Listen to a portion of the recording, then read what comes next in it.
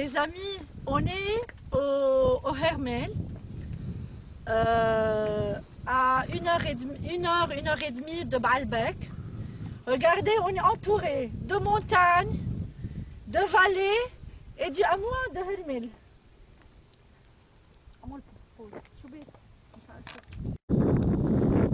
Déjà, la région de Hermel était très connue durant l'Antiquité, surtout durant le passage des Assyriens, parce qu'elle était à mi-chemin entre la Syrie et le Liban. Les amis, on est au Hermel.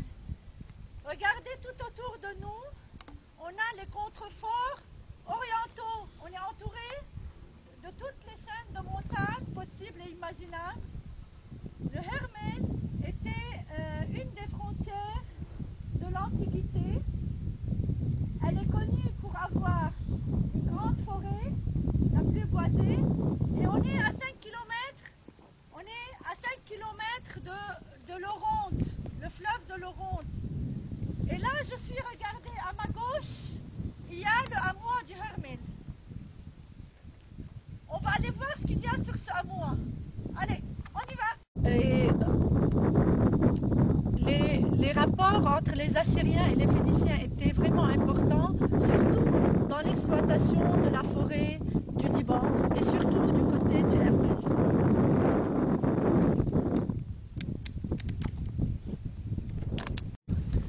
Déjà, les rois assyriens, ils se vantaient de leur exploitation en Phénicie et quand ils ont coupé tout le bois de la forêt. On a plusieurs stèles, parmi lesquelles celle de Nabuchodonosor, à Wadi Brissa, pas loin d'ici. Et on a les stèles de Nahr el-Kalb qui montrent que le Liban a été, la Phénicie était la destination pour l'exploitation de la forêt et du bois, du cèdre, surtout du cèdre. Alors on voit là le hameau du Hermel qui est dressé sur une colline qui est à 2 km de la ville. Le tombeau, le hameau du Hermel, c'est une tour de 26 mètres. Elle est construite, on dit, sur un tombeau pressé qui date du 1er et 2e siècle avant Jésus-Christ, probablement. Elle est construite sur le tombeau pressé, elle est formée de deux étages.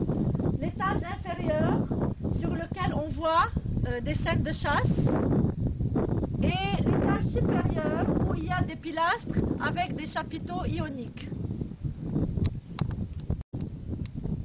Donc, au-dessus de la scène de chasse, on a l'étage supérieur où il y a les pilastres avec les chapiteaux en forme ionique, et à la fin, on a une construction pyramidale.